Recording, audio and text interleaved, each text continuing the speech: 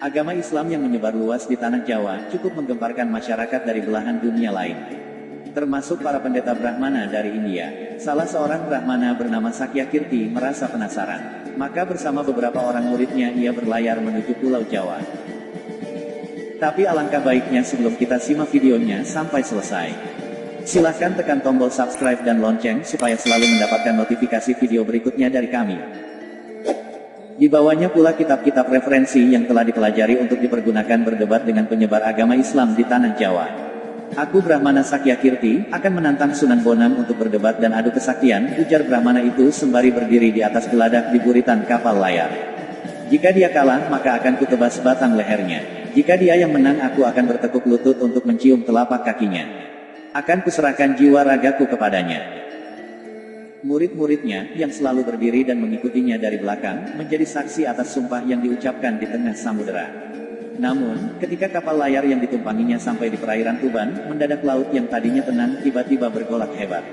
Angin dari segala penjuru seolah berkumpul jadi satu, menghantam air laut sehingga menimbulkan badai setinggi bukit.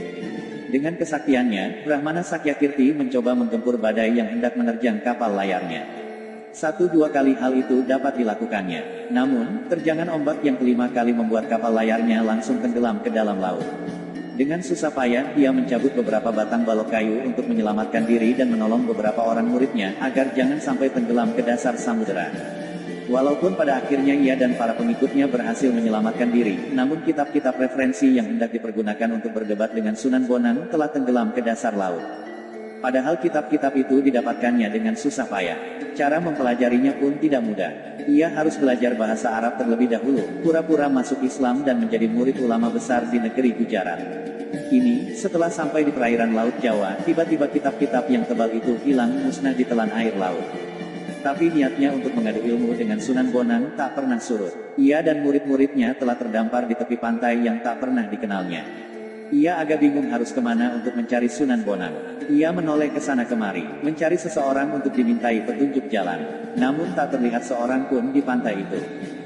Saat hampir putus asa, tiba-tiba di kejauhan ia melihat seorang lelaki berjubah putih, sedang berjalan sembari membawa tongkat. Ia dan murid-muridnya segera berlari menghampiri dan menghentikan lelaki itu. Lelaki berjubah putih itu menghentikan langkah dan menancapkan tongkatnya ke pasir. Kisanak, kami datang dari India, hendak mencari seorang ulama besar bernama Sunan Bonang. Dapatkah Kisanak memberitahu di mana kami bisa bertemu dengannya, kata sang Brahmana. Untuk apa Tuan mencari Sunan Bonang, tanya lelaki itu. Akan saya ajak berdebat tentang masalah keagamaan, kata sang Brahmana. Tapi sayang kitab-kitab yang saya bawa telah tenggelam ke dasar laut. Meski demikian niat saya tak pernah padam. Masih ada beberapa hal yang dapat saya ingat sebagai bahan perdebatan. Tanpa banyak bicara, lelaki berjubah putih itu mencabut tongkatnya yang menancap di pasir. Mendadak tersemburlah air dari lubang bekas tongkat itu menancap, membawa keluar semua kitab yang dibawa sang Brahmana. Itukah kitab-kitab Tuan yang tenggelam ke dasar laut? Tanya lelaki itu. Sang Brahmana dan pengikutnya memeriksa kitab-kitab itu. Ternyata benar miliknya sendiri. Berdebarlah hati sang Brahmana, sembari menduga-duga siapa sebenarnya lelaki berjubah putih itu. Murid-murid sang Brahmana yang sejak tadi sudah kehausan, langsung aja menyerobot air jernih yang memancar itu. Brahmana Sakyakirti memandangnya dengan rasa khawatir, jangan-jangan muridnya itu akan segera mabok karena meminum air di tepi laut yang pastilah banyak mengandung garam.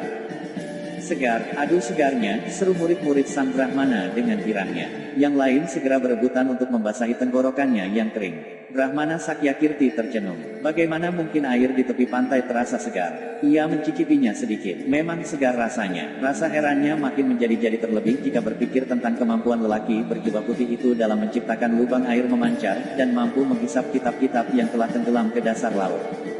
Pastilah orang berjubah putih itu bukan orang sembarangan. Ia sudah mengerahkan ilmunya untuk mendeteksi apakah semua itu hanya tipuan ilmu sihir. Ternyata bukan ilmu sihir, tapi kenyataan. 1000 Brahmana di India tak mampu melakukan hal ini, pikir sang Brahmana. Dengan rasa was-was, takut dan gentar ia menatap wajah orang berjubah putih itu. Apakah nama daerah tempat saya terdampar ini? Tanya sang Brahmana dengan hati kebat-kebit. Tuan berada di pantai Tuban, jawab lelaki itu. Serta-merta Brahmana dan para pengikutnya menjatuhkan diri berlutut di hadapan lelaki itu. Mereka sudah dapat menduga pastilah lelaki berjubah putih itu adalah Sunan Bonang sendiri. Bangunlah, untuk apa kau berlutut kepadaku? Bukankah sudah kau ketahui dari kitab-kitab yang kau pelajari bahwa sangat terlarang bersujud kepada sesama makhluk? Sujud hanya pantas dipersembahkan kepada Allah yang Maha Agung, kata lelaki berjubah putih yang tak lain memang Sunan Bonang adanya. Ampunilah saya yang buta ini, tak melihat tingginya gunung di depan mata, ampunkan saya, rintik Sang Brahmana. Bukankah kau ingin berdebat denganku juga mau mengadu kesaktian, tukas Sunan Bonang? Mana saya berani melawan Paduka, tentulah ombak badai yang menyerang kapal kami juga ciptaan Paduka, kesaktian Paduka tak terukur tingginya. Ilmu Paduka tak terukur dalamnya, kata Brahmana Sakyakirti.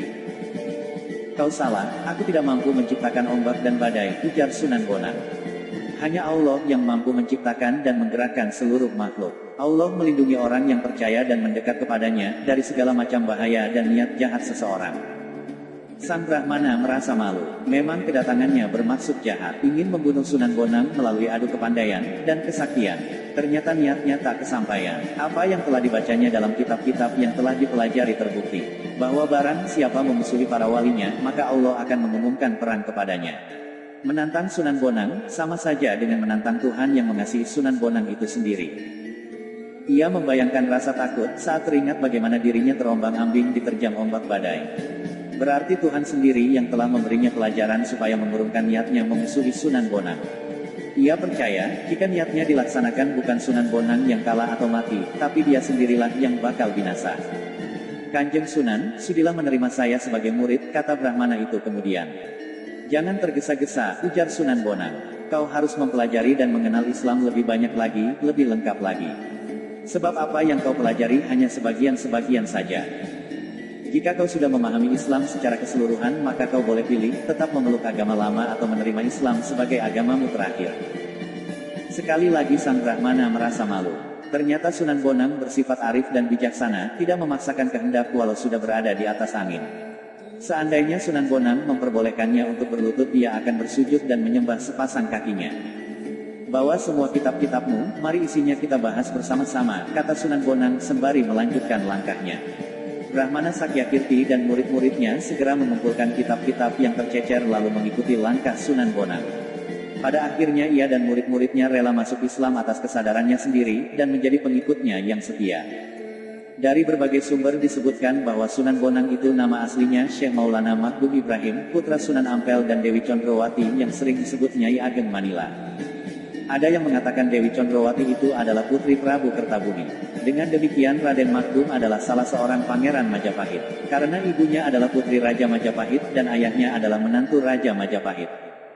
Sebagai seorang wali yang disegani dan dianggap mufti atau pemimpin agama setanah Jawa, tentu saja Sunan Ampel mempunyai ilmu yang sangat tinggi. Sejak kecil, Raden Makdum Ibrahim sudah diberi pelajaran agama Islam secara tekun dan disiplin.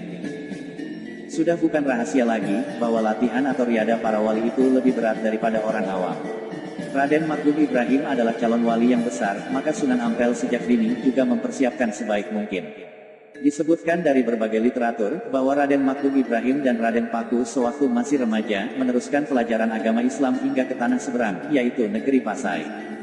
Keduanya menambah pengetahuan kepada Syekh Awalul Islam atau ayah kandung dari Sunan Giri, juga belajar kepada para ulama besar yang banyak menetap di negeri Pasai.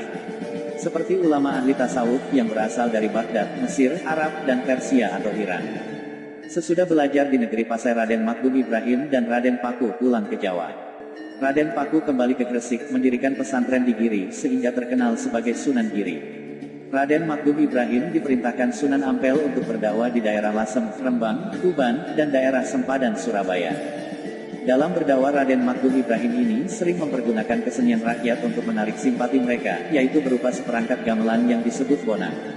Bonang adalah sejenis kuningan yang ditonjolkan di bagian tengahnya. Bila benjolan itu dipukul dengan kayu lunak, maka timbullah suaranya yang merdu di telinga penduduk setempat.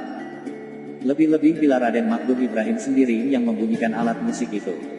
Beliau adalah seorang wali yang mempunyai cita rasa seni yang tinggi, sehingga apabila beliau bunyikan pengaruhnya sangat hebat bagi para pendengarnya. Setiap Raden Makdum Ibrahim membunyikan bonang, pasti banyak penduduk yang datang ingin mendengarkannya. Dan tidak sedikit dari mereka yang ingin belajar membunyikan bonang, sekaligus melakukan tembang-tembang ciptaan Raden Makdum Ibrahim. Begitulah siasat Raden Makdum Ibrahim yang dijalankan penuh kesabaran. Setelah rakyat berhasil direbut simpatinya, tinggal mengisikan saja ajaran agama Islam kepada mereka. Tembang-tembang yang diajarkan Raden Makdum Ibrahim adalah tembang yang berisikan ajaran agama Islam. Sehingga tanpa terasa penduduk sudah mempelajari agama Islam dengan senang hati, bukan dengan paksaan. Murid-murid Raden Makdum Ibrahim sangat banyak, baik yang berada di Tuban, Pulau Bawean, Jepara, Surabaya, maupun Madura. Karena beliau sering mempergunakan Bonang dalam berdakwah, maka masyarakat memberinya gelar Sunan Bonang. Beliau juga menciptakan karya sastra yang disebut suluk. Hingga sekarang karya sastra Sunan Bonang itu dianggap sebagai karya yang sangat hebat, penuh keindahan dan makna kehidupan beragama. Suluk Sunan Bonang disimpan rapi di perpustakaan Universitas Leiden, negara Belanda. Suluk berasal dari bahasa Arab salakatarika, artinya menempuh jalan, tasawuf, atau torikot. Ilmunya sering disebut ilmu suluk. Ajaran yang biasa disampaikan dengan sekar atau tembang disebut suluk. Sedangkan bila diungkapkan secara biasa dalam bentuk prosa disebut wirid. Sunan Bonang sering berdakwah keliling hingga usia lanjut.